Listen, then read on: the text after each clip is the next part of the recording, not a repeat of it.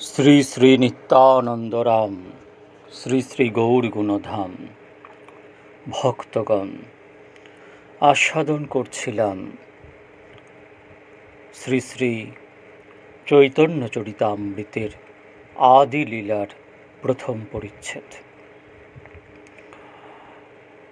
এর আগের দিন আলোচনা করছিলাম যে গোস্বামী শাস্ত্র মতে ভজনের যে রীতি আছে তাতে প্রথমে সপরিকর শ্রী শ্রী গৌর সুন্দরের ভজন এবং তারপরে সপরিকর শ্রী শ্রী রাধা গোবিন্দের ভজন করতে হয়।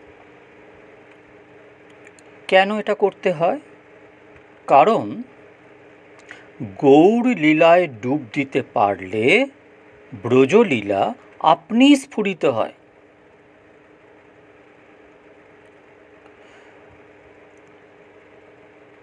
নরোত্তম দাস ঠাকুর বলছেন যে নিতাইয়ের করুণা হবে ব্রজে রাধা কৃষ্ণ পাবে।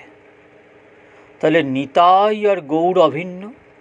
নিতাই হলো গৌরের আশ্রয় তত্ত্ব, গৌরের বিগ্রহের আশ্রয় তত্ত্ব হলো নিতাই বিগ্রহ। সেই নিত্যানন্দের চরণে যদি আমরা ভক্তি করতে পারি তাহলে ব্রজে রাধাকৃষ্ণ যা নিগূঢ় তত্ত্ব তা এমনিতেই লাভ হয়ে যাবে। গৌর সুন্দর বলছেন, মুখেও যে বলে মুই নিত্যানন্দ দাস, নিশ্চিত দেখিবে মোর স্বরূপ প্রকাশ। অর্থাৎ নিত্যানন্দের আশ্রয় থাকলেই গৌরচন্দ্র বাঁধা পড়ে যাবে, আর গৌরচন্দ্রকে বেঁধে ফেললেই, গৌরচন্দ্রের কৃপা লাভ করলেই ব্রজের যে নিগূঢ় রাধাকৃষ্ণ লীলা এমনি স্ফুরিত হয়ে যাবে। এটাই হচ্ছে ভজনের রীতি।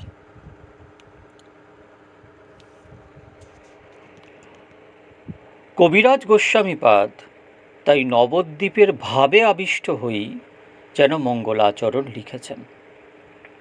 তাই শ্রী শ্রী গৌরলীলা স্ফুরণের সঙ্গে সঙ্গে শ্রী শ্রী রাধা গোবিন্দের বিভিন্ন অপ্রাকৃত লীলা কথাও স্ফুরিত হয়েছে। নানাবিধ সেই অপ্রাকৃত লীলা স্ফুরণের ফলেই লীলার দ্যোতক শ্রী মদনমোহন, শ্রী গোবিন্দ, শ্রী গোপীনাথের বন্দনা করেছেন। জয় জয় শ্রী চৈতন্য, জয় নিত্যানন্দ, জয় অদ্বৈত চন্দ্র, জয় গৌর ভক্তবৃন্দ। এই তিন ঠাকুর গৌরিয়াকে করিয়াছেন আত্মসাৎ। এই তিন ঠাকুর মানে শ্রী মদন মোহন, শ্রী গোবিন্দ এবং শ্রী গোপীনাথ।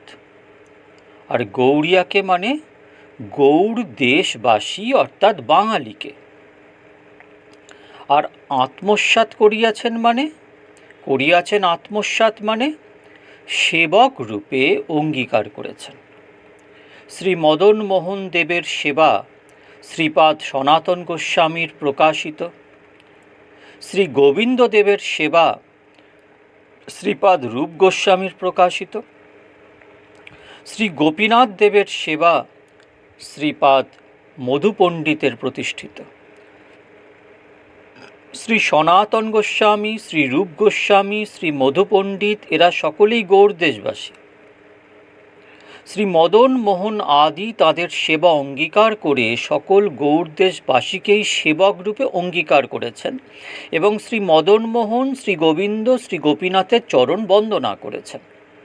তাই বলেছেন যে এই তিন ঠাকুর গৌরিয়াকে করিয়াছেন আত্মসাৎ। এই তিনের চরণ বন্দ, তিনে মোর নাথ। গ্রন্থের আরম্ভ করি মঙ্গলাচরণ। আমরা মঙ্গলাচরণ করি কেন?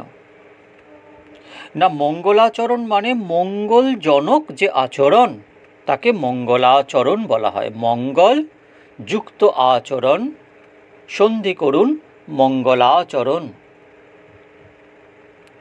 অর্থাৎ কেন মঙ্গলাচরণ করি? যার দ্বারা আমরা বিঘ্ন বিনাশ করি। অভীষ্ট পূরণ করি, নির্বিঘ্নে যাতে গ্রন্থ পাঠ সমাপ্ত করতে পারি তার জন্য মঙ্গলাচরণ করি। গুরুবর্গের স্মরণ, বৈষ্ণবের স্মরণ, শ্রী ভগবানের স্মরণই ইষ্ট বন্দনারূপ মঙ্গলাচরণ। গুরু বৈষ্ণব ভগবান তিনের স্মরণ, তিনের স্মরণে হয় বিঘ্ন বিনাশন, অনায়াসে হয় নিজ বাঞ্ছিত পূরণ। বাঞ্ছিত পূরণ কি? বাঞ্ছিত পূরণ, বাঞ্ছিত পূরণ মানে অভীষ্ট সিদ্ধি, অর্থাৎ গুরু বৈষ্ণব ও ভগবানের চরণ স্মরণ করলে সকল বাধা, সকল বিঘ্ন দূর হয় এবং নিজের অভীষ্ট সিদ্ধ হয়।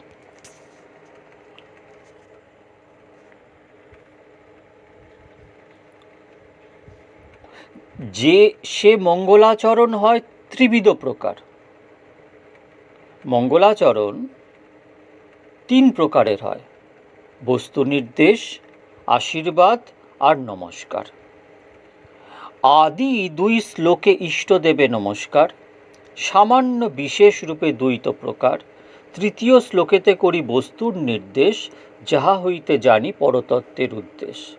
চতুর্থ শ্লোকে করি জগতে আশীর্বাদ, সর্বত্র মাগিয়ে কৃষ্ণ চৈতন্য প্রসাদ।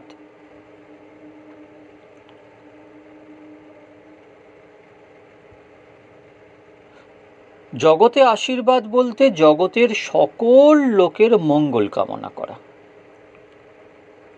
সর্বত্র মাগিয়ে মানে সকলের প্রতি পরম করুণাময় শ্রীকৃষ্ণ চৈতন্য প্রসন্ন হন, এটাই আমরা সবসময় চাই।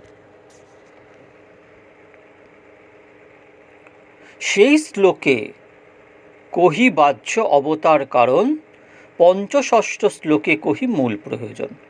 তাহলে গৌরাঙ্গের লীলার বাহ্য অবতারের কারণ বাহ্য তো আছে, অন্তর্গত আছে। বাহ্য অবতারের কারণটা কি না, শ্রীকৃষ্ণ চৈতন্যের অবতারের বাহ্য কারণ বা গৌণ কারণ হলো প্রেম প্রচার। গৌণ কারণ প্রেমকে প্রচার করে দেওয়া। আর মূল প্রয়োজন না, ব্রজলীলায় ভগবান শ্রীকৃষ্ণের যে তিন বাসনা পূর্ণ ছিল, সেই তিন বাসনা পূরণই মুখ্য কারণ।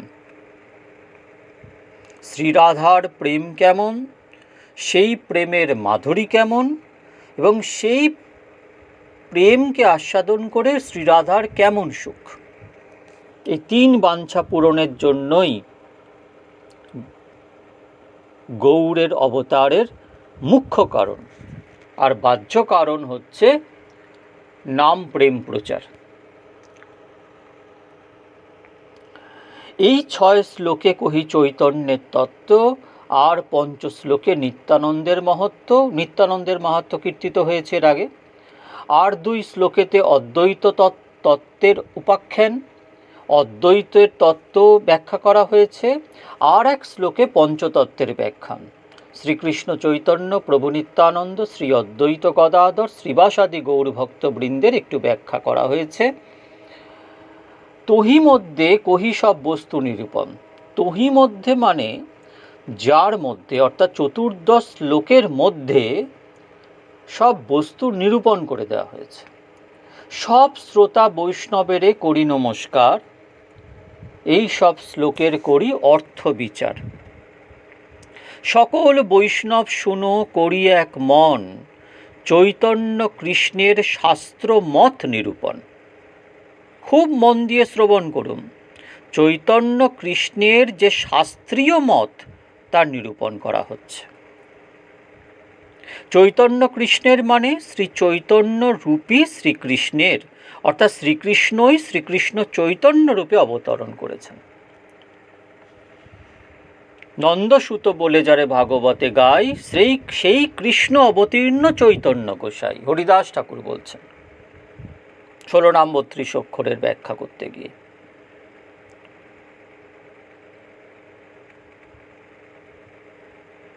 আর শাস্ত্রমত নিরূপণ মানে শাস্ত্রের মত বা সিদ্ধান্ত নিরূপণ। কৃষ্ণ গুরু ভক্তি শক্তি অবতার প্রকাশ। তাহলে কটা হলো? কৃষ্ণ গুরু ভক্তি শক্তি অবতার প্রকাশ। কৃষ্ণ এই 6 রূপে করেন বিলাস। শ্রীকৃষ্ণ 6 রূপে, অর্থাৎ গুরুতত্ত্ব রূপে, ভক্ততত্ত্ব রূপে, শক্তিতত্ত্ব রূপে, অবতার তত্ত্ব রূপে এবং প্রকাশ তত্ত্ব রূপে, এই 6 রূপে ভগবান শ্রীকৃষ্ণ বিহার করেন। এই 6 তত্ত্বের করি চরণ বন্দন, প্রথমে সামান্য করি মঙ্গলাচরণ। মন্ত্রগুরু আর যত শিক্ষাগুরুগণ, তা সবার আগে করি চরণ বন্দন। মন্ত্রগুরু মানে দীক্ষাগুরু, আর শিক্ষাগুরু একাধিক হতে পারে। দত্তাত্রেয় ভগবানের তো 24 শিক্ষাগুরু ছিলেন। যার কাছ থেকে শিক্ষা গ্রহণ করা যায় তিনি শিক্ষাগুরু। সবাইকে বন্দনা করা হয়েছে এখানে। শ্রীরূপ সনাতন ভট্ট রঘুনাথ, শ্রীজীব গোপাল ভট্ট দাস রঘুনাথ, এই 6 গুরু শিক্ষাগুরু যে আমার, তা সবার পাদপদ্মে কোটি নমস্কার। তাহলে এখানে কৃষ্ণদাস কবিরাজ গোস্বামীপাদ 6 গোসাইকে শিক্ষাগুরু রূপে বরণ করেছেন, তার পদে কোটি নমস্কার করেছেন। ভগবানের ভক্ত যত শ্রীবাস প্রধান। শ্রীবাস প্রধান মানে ভগবানের ভক্তদের মধ্যে শ্রীবাসী যাদের মধ্যে প্রধান, শ্রীবাস আদি ভগবত ভক্তগণের চরণে কোটি প্রণাম জানিয়েছেন কৃষ্ণদাস কবিরাজ গোস্বামী। তা সবার পাদপদ্মে সহস্র প্রণাম।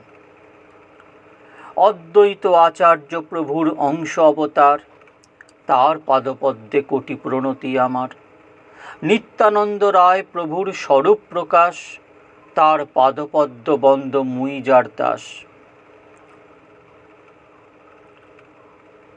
শ্রী নিত্যানন্দ হলো স্বরূপ প্রকাশ, মানে গৌড়ের যে স্বরূপ তার আবির্ভাব। শ্রী নিত্যানন্দ শ্রী শ্রী গৌর সুন্দরের আবির্ভাব বিশেষ। গদাধর পণ্ডিত আদি প্রভুর নিজ শক্তি, তা সবার চরণে মোর সহস্র প্রণতি। গদাধর পণ্ডিত আদি মানে না, ব্রজলীলায় শ্রী রাধার সখী মঞ্জরী আদি নবদ্বীপ লীলার উপযোগী স্বরূপে প্রকটিত হয়েছে। যেমন রায় রামানন্দ, ইনি ব্রজের বিশাখা। শ্রীরূপ গোস্বামী, ইনি ব্রজের শ্রীরূপ মঞ্জরী। এরা সকলেই প্রভুর স্বরূপ শক্তি বা নিজ শক্তি। প্রভুর নিজ শক্তি মানে না, ভগবান শ্রীকৃষ্ণের অনন্ত শক্তির মধ্যে 3 শক্তি প্রধান। অন্তরঙ্গা শিব শক্তি, তটস্থা জীব শক্তি, বহিরঙ্গা মায়া শক্তি। অন্তরঙ্গা চিৎশক্তি আবার 3 প্রকার, লাদিনী, সন্দিনী, সম্বিত। এই চিৎশক্তি সর্বদা স্বরূপে অবস্থিত থাকে বলে একে স্বরূপ শক্তি বলে। এই যে চিৎশক্তি সর্বদা স্বরূপে অবস্থিত থাকে, তাই জন্য একে স্বরূপ শক্তি বলে। শ্রী গদাধর পণ্ডিত তত্ত্বত এই স্বরূপ শক্তি। গদাধর পণ্ডিত পূর্বলীলায় প্রেমরূপা শ্রী রাধা রানী ছিলেন। তিনি গৌড়লীলায় গৌরবল্লভ শ্রী গদাধর পণ্ডিত। শ্রী গদাধর পণ্ডিত গৌর সুন্দরের প্রেয়সী শক্তি বা লাদিনী শক্তি।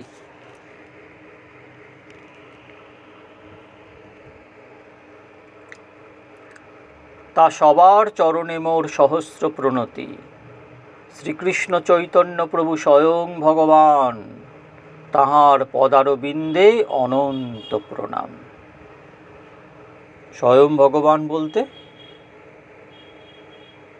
ভাগবত বলছে, এতে চাংশ কলাপুংশ কৃষ্ণস্তু ভগবান স্বয়ং ইন্দ্রারি ব্যাকুলম লোকে মৃরয়ন্তিতে যুগে যুগে। সেই স্বয়ং ভগবান কি না, যে ভগবান অন্য কারোর অপেক্ষা করে না, যিনি নিরপেক্ষ, যিনি কোনো বিষয় অন্য কারোর অপেক্ষা করেন না, যার ভগবত্তা থেকে অন্যের ভগবত্তার প্রকাশ হয়, তিনিই স্বয়ং ভগবান। যেমন একটি মূল প্রদীপ থেকে একাধিক প্রদীপ প্রদীপ্ত হয়, কিন্তু হচ্ছে সেই মূল প্রদীপ থেকে, তেমনভাবে ভগবান শ্রীকৃষ্ণ গৌরাঙ্গ থেকেই অনন্ত কোটি অবতার প্রকটিত হচ্ছেন। তাই জন্য উনি স্বয়ং ভগবান।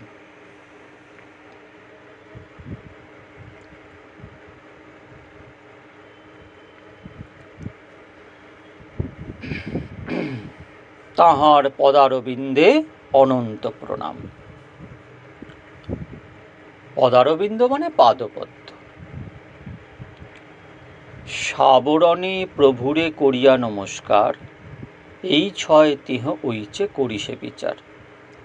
সাবরণে প্রভুরে করিয়া নমস্কার মানে, সাবরণে মানে আবরণের সঙ্গে, অর্থাৎ সপরিবারে, প্রভুরে মানে শ্রীমন মহাপ্রভুকে, এই ছয় তিহ হইছে করিসে বিচার। যদ্যপি আমার গুরু চৈতন্যের দাস, তথাপি জানি আমি তাহার প্রকাশ।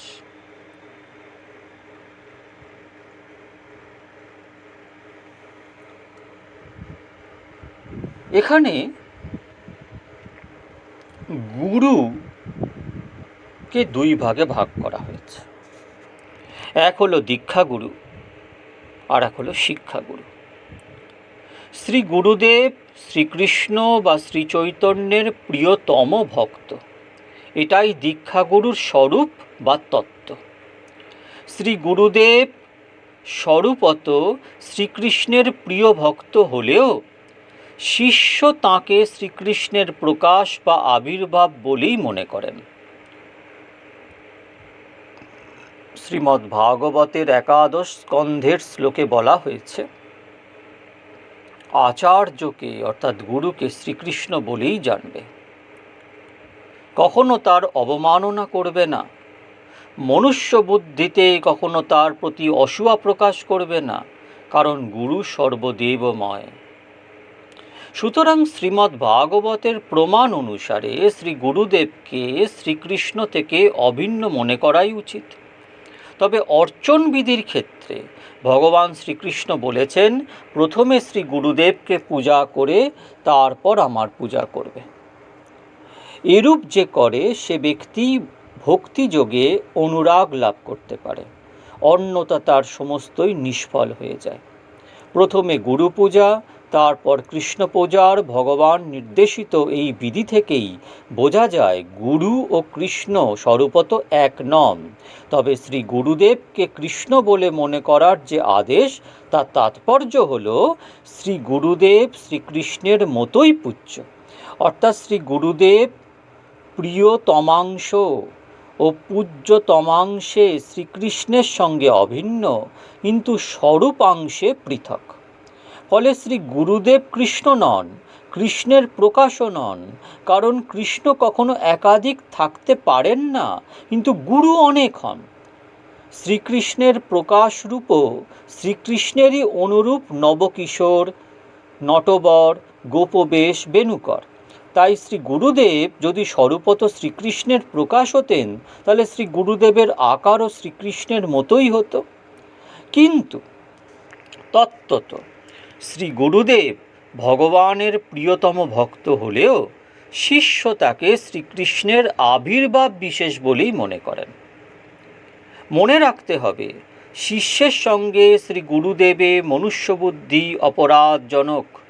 গুরুকে মনুষ্য জ্ঞান না করো কখনো, গুরু নিন্দা কবু কর্ণে না করো শ্রবণ, গুরু নিন্দুকের মুখ কবু না হেরিবে, যথা হয় গুরু নিন্দা তথা না যাইবে। কৃষ্ণ রুষ্ট হলে গুরু রাখিবারে পারে, গুরু রুষ্ট হলে কৃষ্ণ রাখিবারে নারে। গুরু মাতা, গুরু পিতা, গুরু হন পতি, গুরু বিনায়ে সংসারে নাহি আর গতি। গুরুকে মনুষ্য জ্ঞান না করো কখনো, গুরু নিন্দা কবু কর্ণে না করো শ্রবণ। এই হচ্ছে গুরু বন্দনা।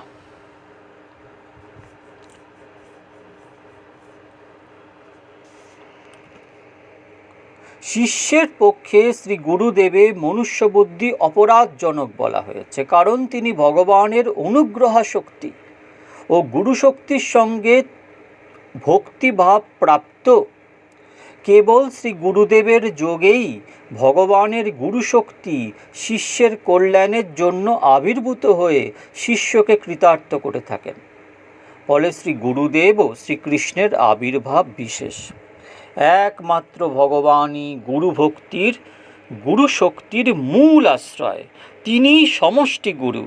তাই দীক্ষাদানকালে তার প্রিয়তম ভক্তরূপ গুরুর চিত্তে ভগবান শ্রীকৃষ্ণ যে শক্তি সঞ্চারিত করেন, সেই শক্তিরূপেই তিনি গুরুতে বিলাস বা বিহার করেন। আর ভগবান তাঁর সেই সুদুর্লভ কৃপা নিজে সরাসরি কাউকে না দিয়ে তার প্রিয়তম ভক্তের দ্বারা দান করেন। ফলে শিষ্যের নিকট শ্রী গুরুদেব শ্রীকৃষ্ণ তুল্যই। ভগবান ভক্ত পরাধীন বলে এবং শ্রী ভগবৎ ভক্ত কৃপা ব্যতীত দুর্লভ বলে গুরু শক্তির যোগে তিনি তার প্রিয়তম ভক্তের যোগে বা মাধ্যমে দান করেন। তাই জন্য কৃষ্ণদাস কবিরাজ গোস্বামী বলছেন যে যদ্যপি আমার গুরু চৈতন্যের দাস, তথাপি জানিয়ে আমি তাহার প্রকাশ। গুরু কৃষ্ণ রূপ হন শাস্ত্রের প্রমাণে, গুরুরূপে কৃষ্ণ কৃপা করেন ভক্তগণে। তথা হি শ্রীমদ্ভাগবতে আচার্য মাং বিজানিয়াত ন্যাম মন্যেত কহির্চিৎ ন মর্তবুদ্ধ্যা শুয়েত সর্বদেবময় গুরু। ভগবান বললেন, হে উদ্ধব, আচার্য অর্থাৎ শ্রী গুরুদেবকে আমি অর্থাৎ শ্রীকৃষ্ণ বলেই অথবা আমার প্রিয় ভক্ত বলেই জানবে, কখনো তার অবমাননা করবে না কিংবা মনুষ্য বুদ্ধিতে তার প্রতি দোষ দৃষ্টি করবে না, কারণ শ্রী গুরুদেব সর্বদেবময়। শিক্ষা গুরুকে তো জানি কৃষ্ণের স্বরূপ, অন্তর্যামী ভক্ত শ্রেষ্ঠ এই দুই রূপ।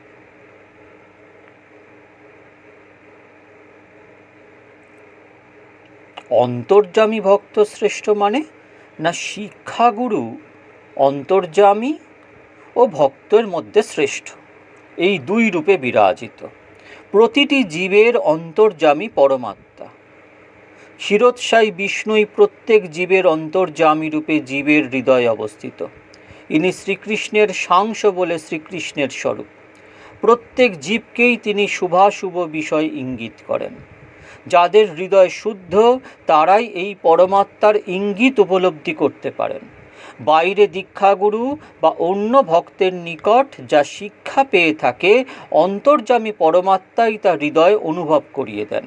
শুভ অশুভ বা হিত অহিত বিষয়ের ইঙ্গিত করেন বলে এবং পরমাত্ম তত্ত্ব অনুভব করান বলে অন্তর্যামীয় শিক্ষাগুরু।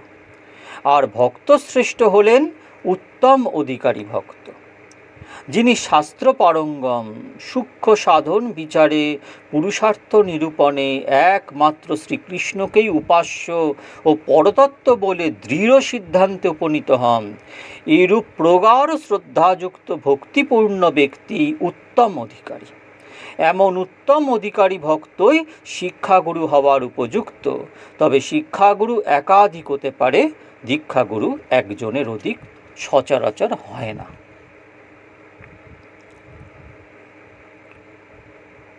তথা হি শ্রীমদ্ভাগবতে একাদশ স্কন্ধে নৈবোপযন্তোপচিতিং কবয়ন্ত বেশো ব্রহ্মা উষাপি কৃতমৃদ্ধমূদ স্মরন্ত জোহন্তর বহিস্তনুভূতাম শুভম বিদুন্মন আচার্য চৈতব্যপূষা স্বগতিং বানক্তি। অর্থাৎ উদ্ধব মহারাজ ভগবানকে বললেন, হে প্রভু, বাইরে গুরুরূপে উপদেশ আদি দ্বারা, অন্তরে অন্তর্যামী রূপে সৎ প্রবৃত্তির দ্বারা দেহধারী মানুষদের ভক্তির প্রতিকূল বিষয় বাসনাদি সকল অশুভকে দূরীভূত করে তুমি নিজ রূপ প্রকাশ করে থাকো। সর্বজ্ঞ ব্রহ্মবিদগণ ব্রহ্মার সমান পরমায়ু পেলেও তোমার এই উপকারের প্রত্যুপকার করে তোমার নিকটে অঋণী হতে পারেন না। তোমার কৃত উপকার স্মরণ করে তারা পরম আনন্দিত হন। অর্থাৎ কি বলতে চাইছে, একটু বিষয়টাকে গভীরভাবে তাৎপর্যটাকে জানার দরকার। ভগবান শ্রীকৃষ্ণ দীক্ষাগুরু রূপে এবং ভক্ত শ্রেষ্ঠ রূপে জীবকে কৃপা করেন, এমনকি অন্তর্যামী পরমাত্মা রূপেও জীবকে শিক্ষাদান করেন। জীবের বিষয় বাসনারূপ সকল অশুভকে দূরীভূত করে তার চিত্তে ভক্তিভাবের উন্মেষ ঘটিয়ে দেন। জীবের হৃদয়ে ভক্তিভাবের উত্তরোত্তর বৃদ্ধির ও পরিপুষ্টির ব্যবস্থাও করেন। এইভাবেই জীবের হৃদয় ভক্তির প্রভাবে সর্বদা শূন্য হয় এবং জীব পরম আনন্দের অধিকারী হয়। ভগবানের এই মহৎ উপকারের কোনরূপ প্রতিদানই সম্ভবপর নয়, বরং ভক্ত ভগবৎ চরণে আরও ঋণী হয়ে পরম আনন্দ অনুভব করেন। ভগবান ভক্তের নিকট ঋণী হন ভক্তের ভক্তির উৎকণ্ঠা আকুলতা বৃদ্ধিবশত, আর ভক্ত ভগবানের কৃপার দ্বারা ঋণী হন উভয় ঋণ পরিশোধের উত্তরোত্তর বৃদ্ধিপ্রাপ্ত অফুরন্ত আনন্দ রস আস্বাদন করেন। তেষাং সততযুক্তানাং ভজন্তাং প্রীতিপূর্বকং তদামি বুদ্ধিযোগং তং যেন মামুপযান্তি তে। শ্রীমদ্ভগবদ্গীতায়াম দশম অধ্যায়ের দশম শ্লোক। তেষাং সততযুক্তানাং ভজতাং প্রীতিপূর্বকং দদামি বুদ্ধিযোগং তং যেন মামুপযান্তি তে। অর্থাৎ ভগবান অর্জুনকে বলছেন, যারা সতত মানে সর্বদা, আমাতে মানে ভগবান শ্রীকৃষ্ণে গোবিন্দে আসক্ত চিত্ত অর্থাৎ চিত্ত আসক্ত হয়ে প্রীতিপূর্বক আমার ভজনা করেন, আমি তাদেরকে সেইরূপ বুদ্ধিযোগ প্রদান করি যার দ্বারা তারা আমাকে লাভ করতে পারেন। জগৎ এখন অন্যান্য জাগতিক দিকে আসক্ত, কিন্তু গুরু কৃষ্ণ কৃপায় ব্রহ্মাণ্ড ভ্রমণ করতে করতে যখন কোনো জীব জানতে পারবে যে ভগবান গোবিন্দই সব কিছু, তাকে পাওয়ার চেষ্টা করবে। তো যখন পাওয়ার চেষ্টা করবে তখন গোবিন্দ বিষয়ক যে জ্ঞান তাকে লাভ করার চেষ্টা করবে, অর্থাৎ তার নাম রূপ গুণ লীলা আদি, তার পাঠ শুনবে, হরিকথা শুনবে, তার নাম জপ করবে, তার নাম উচ্চৈস্বরে কীর্তন করবে, তার ধামে যাবে, তার সেবা করবে, পূজা করবে, অর্থাৎ আসক্ত হয়ে যাবে। যখন এইরূপ অবস্থা হয়, ভগবান বলছেন যে তখন আমি তাকে বুদ্ধিযোগ প্রদান করি। যে যোগ বুদ্ধিযোগের কথা বলা হয়েছে এটা দিব্য, অর্থাৎ এই বুদ্ধিযোগ দদামি বুদ্ধিযোগং মানে সেই বুদ্ধি, যে বুদ্ধি তাকে ভগবানের ধামে নিয়ে যাবে। তখন সে সাবধান হয়ে যায়, তখন সে ভাবে যে জগৎ হচ্ছে নশ্বর, আমাকে ভগবত ধামে ফিরে যেতে হবে যেখান থেকে এসেছি। যথা ব্রহ্মণে ভগবান স্বয়মুপদিশ্যানুভাবিত মান। ভগবান ব্রহ্মাকে স্বয়ং উপদেশ প্রদান করে যেমন অনুভব করিয়েছিলেন। ভাগবত বলছে, জ্ঞানং পরম গুজ্জং মে যদি জ্ঞান সমন্বিতম স্বরহস্যং তদঙ্গঞ্চ গৃহান গদিতং মায়া। অর্থাৎ ভগবান অন্তর্যামী রূপে ব্রহ্মাকে উপদেশ করে নিজেই অনুভব করিয়েছিলেন। ভগবান ব্রহ্মাকে বললেন, ব্রহ্মণ, আমার সম্পর্কে পরম গোপনীয় যে তত্ত্বজ্ঞান তা আমি তোমাকে বলছি, তুমি গ্রহণ করো। এই জ্ঞান আমি তোমার হৃদয় অনুভব করিয়ে দিচ্ছি। তেনে ব্রহ্ম হৃদাজ আদি কবয়ে, ভাগবতের প্রথম শ্লোক। তেনে ব্রহ্ম হৃদাজ আদি কবি, আদি কবি ব্রহ্মার হৃদয়েতে তিনি প্রকট করিয়ে দিয়েছিলেন ভাগবতীয় জ্ঞানকে, ভাগবত ধর্মকে।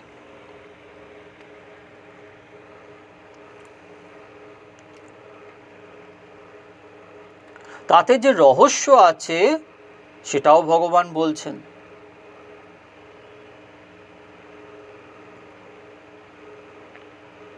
আর এই জ্ঞানের যে যে সহায় আছে তাও বলছি, তুমি গ্রহণ করো। ভগবানের নাভিপদ্ম থেকে জন্মলাভ করে ব্রহ্মা কিরূপে জগৎ সৃষ্টি করবেন বহুকাল ধরে তাই ভাবতে লাগলেন। অবশেষে তার কঠোর তপস্যায় নারায়ণ সন্তুষ্ট হয়ে ব্রহ্মাকে বর প্রার্থনা করতে বললেন। তখন ব্রহ্মা নারায়ণের তত্ত্ব জানতে অভিলাষ করলে ভগবান কৃপাপূর্বক অত্যন্ত গোপনীয় তার স্বরূপ তত্ত্ব অবগত করান। যে স্বরূপ তত্ত্ব জ্ঞান ও যোগ সাধনের দ্বারা জানা যায় না, একমাত্র ভক্তি দ্বারাই তার সম্পূর্ণ স্বরূপটি জানা যায়।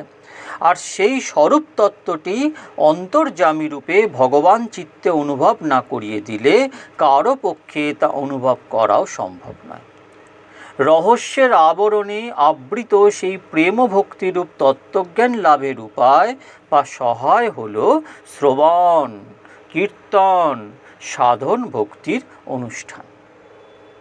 তাই সাধন ভক্তিকে তত্ত্বজ্ঞানের রহস্যময় প্রেম ভক্তির অঙ্গ সহায় বলা হয়েছে। ব্রহ্মাণ্ড ভ্রমিতে কোনো ভাগ্যবান জীব গুরুকৃষ্ণ প্রসাদে পায় ভক্তিলতা বীজ, মালি হইয়া সেই বীজ করে আরোপণ। শ্রবণ কীর্তন জলে করে সেচন, উপজিয়া বাড়িলতা ব্রহ্মাণ্ড ভেদি যায়। বিরজা ব্রহ্মলোক ভেদি পরব্রহ্ম পায়, তবে যায় তদুপরি গোলক বৃন্দাবন। কৃষ্ণচন্দ্র কল্পবৃক্ষে করে আরোহণ, সেই তো পরম প্রেম পরম পুরুষার্থ, যার আগে তৃণতুল্য চারি পুরুষার্থ।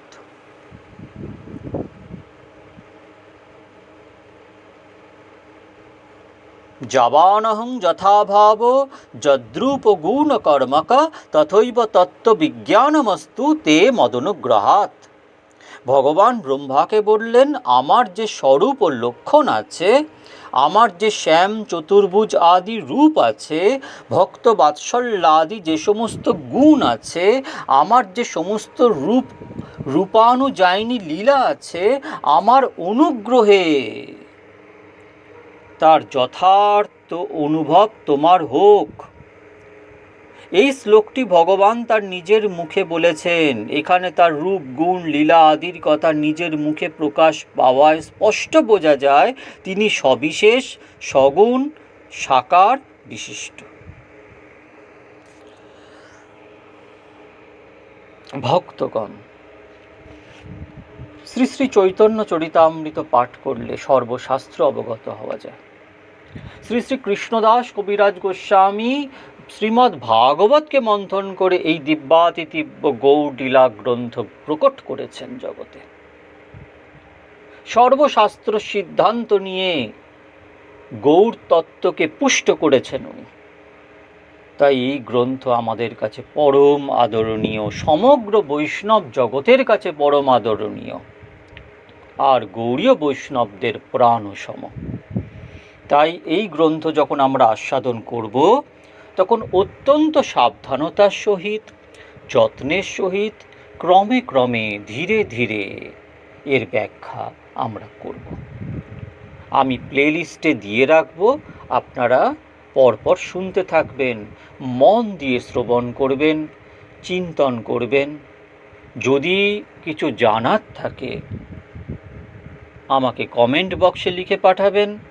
যদি আমার পক্ষে উত্তর দেওয়া সম্ভবপর হয় আমি অবশ্যই আপনাদের অবগত করব। ভালো থাকবেন।